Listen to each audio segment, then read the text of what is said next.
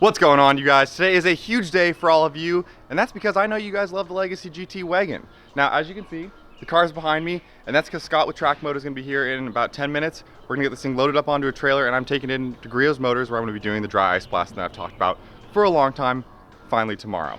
So, if you've been paying attention, you know that dry ice blasting was the thing that was holding us up on the full send build on the Legacy GT. So this is officially the start of the suspension overhaul of the full send build. Get ready, boys.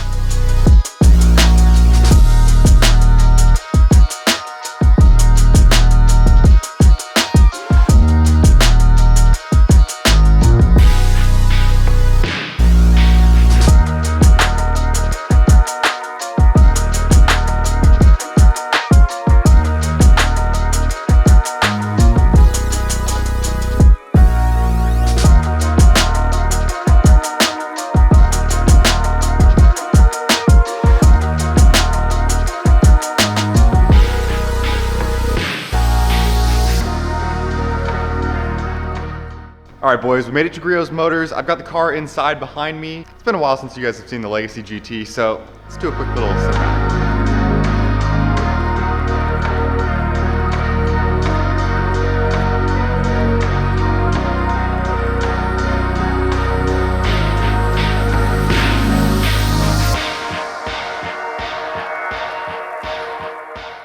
So for those of you who are maybe not familiar with the process of dry ice blast, I'm gonna give you a quick rundown on the process. So this machine uses compressed air, and it's a very large air hose. So it's got a lot of air volume coming through it to fire little dry ice pellets out of this gun here.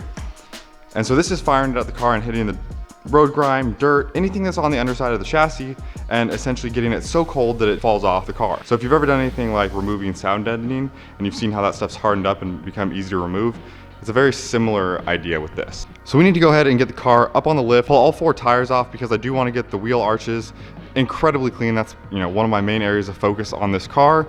And then we're going to do the whole underside of the car as well. So I'm going to go ahead and get this thing up on the lift so we can start diving into the dry ice blasting.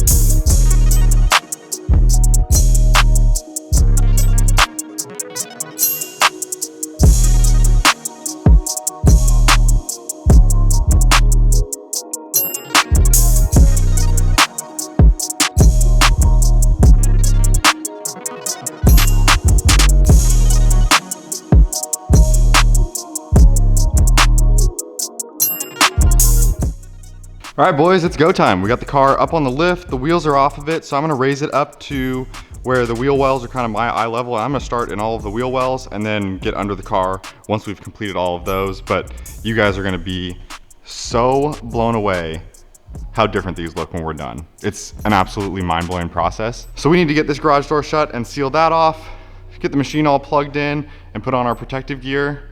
So I'm gonna do all that and I'll see you guys in a second.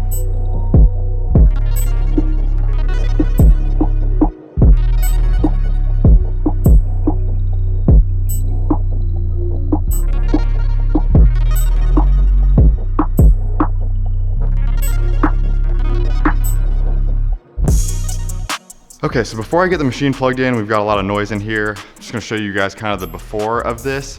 So the goal is we're gonna get all of this stuff off so that you see the factory blue like that. And it's just gonna be unbelievably cleaner in these wheel wells. And then, like I said, we'll start attacking under the car. But the goal is to make this car look close to new again so we can put all of our beautiful new parts on.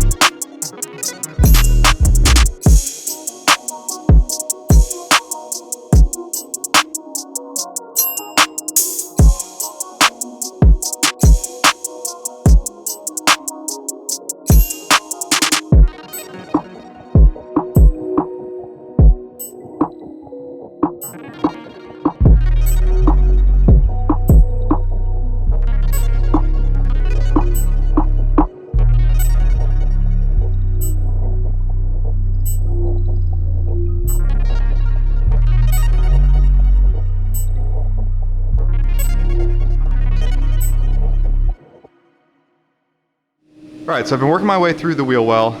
As you can see, like this area has been cleaned versus this area that has not. So you can kind of see it's getting right down to the bare finish, getting that all cleaned up. So I've pulled off the trim piece here and I think I'm gonna pull out the wheel well liner, but so that we can go along and get all of this stuff. Now, one question I have for the guys here, so I'm gonna hold off, is like where I hit here, it looks like it took the paint off. And in other cases I've seen where you can get it that you just have, you know, like the blue paint, but all of this, I think it's cosmoline, and you know, road grime is gone. So I might wait on the wheel wells until I can ask about that, but I'm gonna go ahead and work through some of this stuff. I've already done half the transmission just to show you guys, like, that's insane. That we're gonna have every piece underneath the car looking that clean versus that dirty. So I'm gonna work a little more on this wheel well, and then I'm gonna put the car up in the air and just start working on the bottom.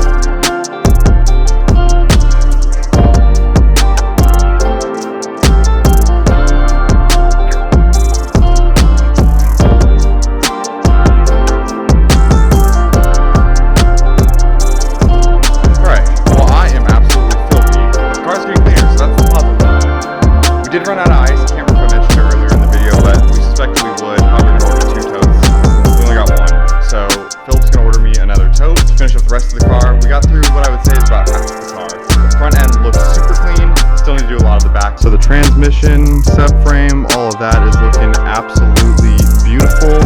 Got these brackets looking super clean, all the bolt heads cleaned up. So I do need to figure out what's going on with this cosmoline here, if this is okay to take off. And if it is, then we'll blast that all off in our next round here. I did a little bit of this control arm, even though that one's gonna be getting taken off. But you can see compared to that, what the dry ice blasting does. So much cleaner. Got the backs of the hubs all cleaned up there. Subframe looking super clean. Trans bracket all done.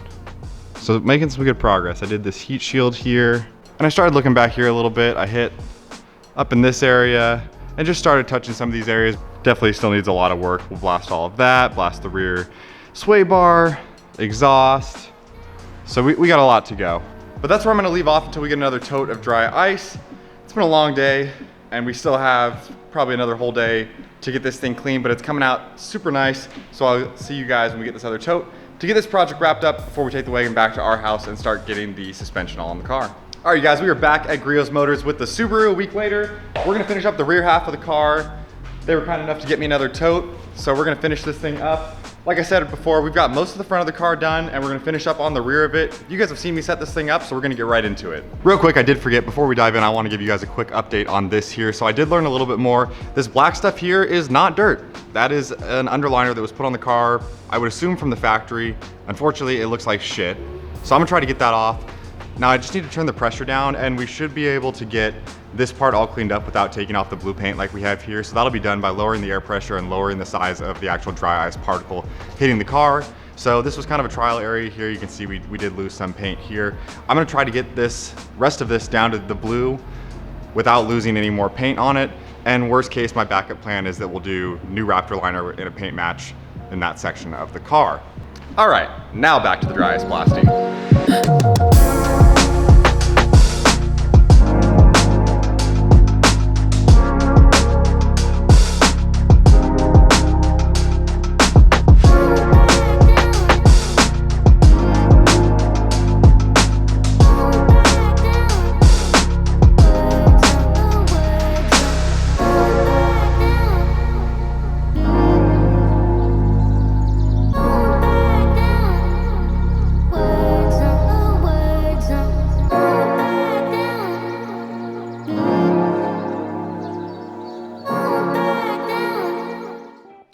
you wanna know how you know I love this car? Because I look like this, so the underside of this car can be clean. I think we're done. Let me give you guys an update. So working our way from the front to back, you can see this thing is looking super clean. Not a lot of exposed stuff in the midsection of the car, but I did go over the plastics just to get any dirt off of there. Cleaned up the heat shields. And then as we work our way back, got all the suspension all cleaned up back here and looking good. So we're gonna pull these mufflers off, get those all polished up, make them look nice, but so much better under here. The car is back home and officially on the lift, and that can only mean one thing, boys. This build is underway. So just give you guys a quick little reminder here. Got a super minty starting platform here. We're gonna pull the sway bars off as well as these guys here because I am gonna get that stuff powder coated. Gonna let that match the brakes. It's gonna look sweet.